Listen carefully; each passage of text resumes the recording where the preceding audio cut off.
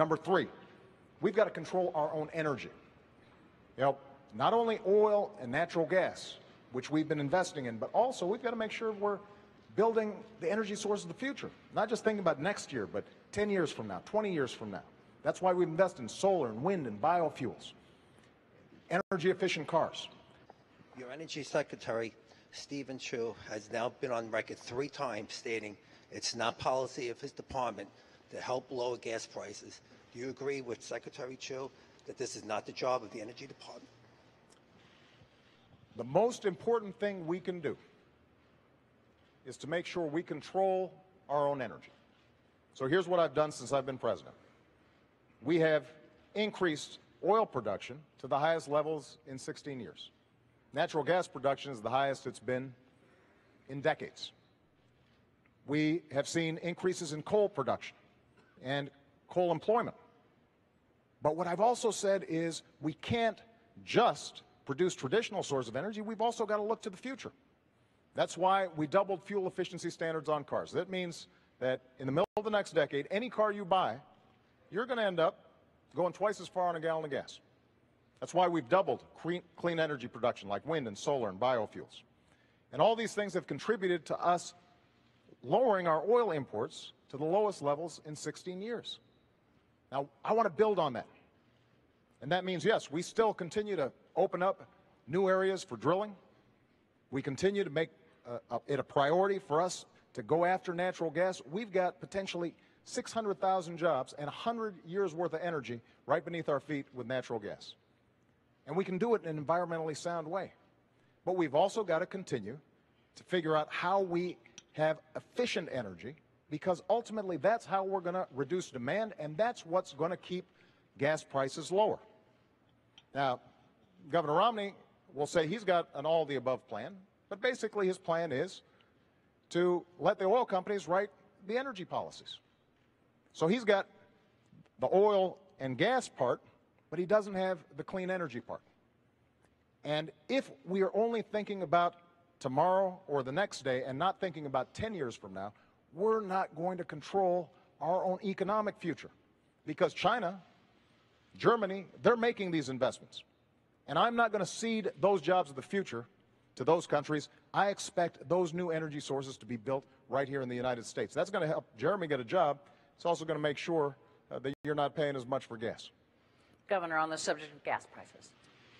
Well, let's look at the president's policies, all right, as opposed to the rhetoric, because we've had 4 years of policies being played out. And the president's right in terms of the additional oil production, but none of it came on federal land. As a matter of fact, oil production is down 14% this year on federal land, and gas production is down 9%. Why? Because the president cut in half the number of licenses and permits for drilling on federal lands and in federal waters. So where'd the increase come from? Well, a lot of it came from the Bakken Range in North Dakota. What was his participation there? The administration brought a criminal action against the people drilling up there for oil, this massive new resource we have. And what was the cause? 20 or 25 birds were killed, and they brought out a Migratory Bird Act to go after them on a criminal basis. Look, I want to make sure we use our oil, our coal, our gas, our nuclear, our renewables. I believe very much in our renewable capabilities. Ethanol, wind, solar will be an important part of our energy mix. But what we don't need is to have the president keeping us from taking advantage of oil, coal, and gas. This has not been Mr. Oil or Mr. Gas or Mr. Coal. Talk to the people that are working in those industries. I was in coal country. People grab my arms and say, please, save my job. The head of the EPA said, you can't build a coal plant. It's virtually impossible given our regulations. When the president ran for office, he said, if you build a coal plant, you can go ahead, but you'll go bankrupt. That's not the right course for America. Let's take advantage of the energy resources we have, as well as the energy sources for the future. And if we do that, if we do what I'm planning on doing, which is getting us energy independent, for North America energy independence, within 8 years, you're going to see manufacturing jobs come back because our energy is low cost. They're already beginning to come back because of our abundant energy. I'll get America and North America energy independent. I'll do it by more drilling, more permits and licenses.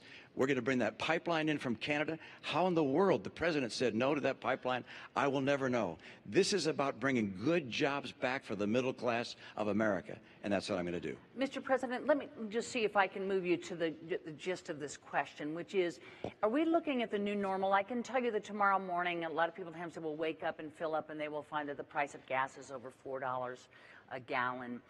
Is it within the purview of the government to bring those prices down, or are we looking at the new normal?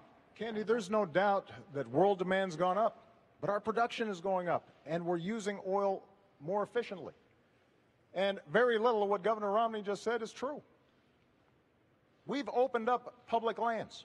We're actually drilling more on public lands than in the previous administration. And the previous president was an oil man. And natural gas isn't just appearing magically. We're encouraging it and working with the industry. And when I hear Governor Romney say he's a big coal guy, I mean, keep in mind, when you were governor of Massachusetts, you stood in front of a coal plant and pointed at it and said, this plant kills, and took great pride in shutting it down. And now suddenly you're a big champion of coal. So what I've tried to do is be consistent. With respect to something like coal, we made the largest investment in clean coal technology to make sure that even as we're producing more coal, we're producing it cleaner and smarter. Same thing with oil, same thing with natural gas. And the proof is our oil imports are down to the lowest levels in 20 years. Oil production is up, natural gas production is up, and most importantly, we're also starting to build cars that are more efficient. And that's creating jobs. That means those cars can be exported because that's the demand around the world. And it also means that it'll save money in your pocketbook. That's the strategy you need on all of the above strategy, and that's what we're going to do in the next 4 years. But that's not what you've done in the last 4 years. That's the problem. Sure. In the last 4 years, you cut permits and licenses on federal land and federal waters in half. Not true, Governor Romney. So how much did you cut them by? Not true. By how much did you cut them by then? Governor, we have actually produced more oil. No. How much did you cut licenses and permits on federal land and federal waters? Governor Romney, here's what we did. There were a whole bunch of oil companies. No, I had a question, and the question was, how much did you cut them by? You want me to answer How much did you cut them by? I'm happy to answer the question. All right, and it is? Here's what happened. You had a whole bunch of oil companies who had leases on public lands that they weren't using. So what we said was, you can't just sit on this for 10, 20, 30 years, decide when you want to drill, when you want to produce, when it's most profitable for you. These are public lands. So if you want to drill on public lands, you use it or you lose it. Okay, now and so what we did was take away those leases, and we are now reletting them so that we can actually make a profit. And production on government lands is down. No, it isn't. Production on government land of oil is down 14%. And production on you're gas saying is down 9%. It's just not true. It's absolutely true. Look, there's no question but that the people recognize that we have not produced more oil and gas on federal lands and in federal waters. And coal production is not up. Coal jobs are not up. I was just at a coal facility where some 1,200 people lost their jobs. The right course for America is to have a true all-of-the-above policy. I don't think anyone really believes that you're a person who's going to be pushing for oil and gas and coal. You'll get your chance in a moment. I'm still speaking. Well, the answer is I don't believe people think that's the case because that wasn't a question. Okay. That was a statement. I don't think the American people believe that.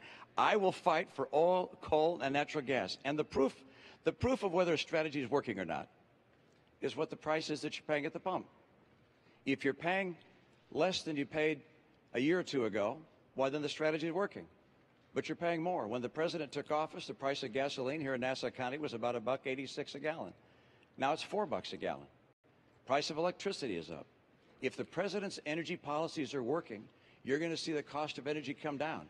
I will fight to create more energy in this country to get America energy secure. And part of that is bringing in a pipeline of oil from Canada taking advantage of the oil and coal we have here, drilling offshore in Alaska, drilling offshore in Virginia where the people want it. Those things will get us the energy we need. Mr. President, could you address, because we did finally get to gas prices here, could you address what the governor said, which is if your energy policy was working, the price of gasoline would not be $4 a gallon well, here. think about what the governor just said. He said, when I took office, the price of gasoline was $1.80, $1.86. Why is that?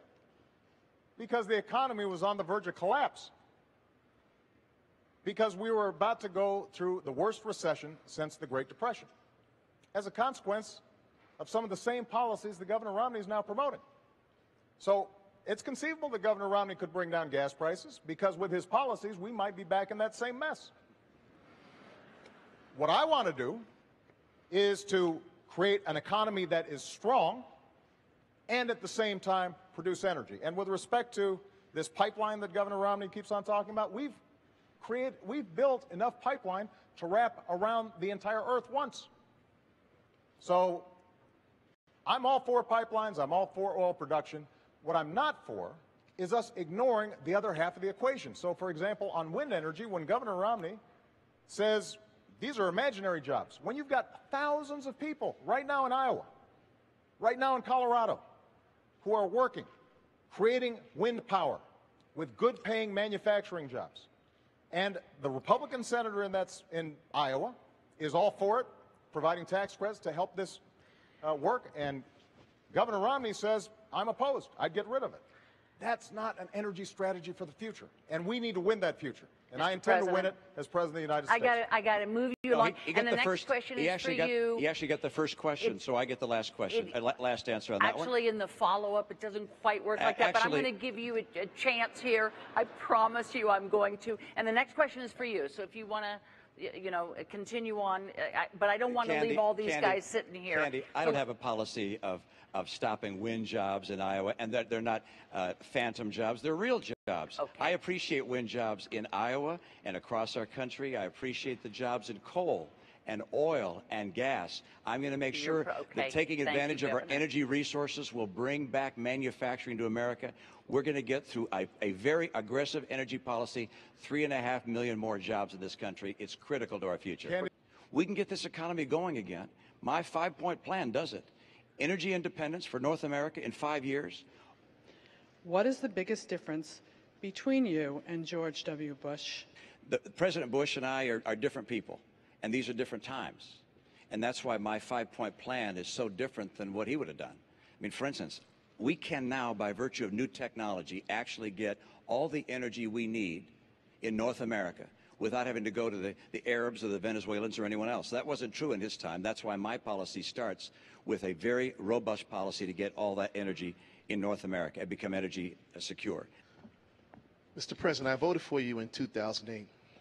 What have you done or accomplished to earn my vote in 2012? Making sure that we are controlling our own energy, but not just the energy of today, but also the energy of the future. All those things will make a difference. So the point is, the commitments I've made, I've kept.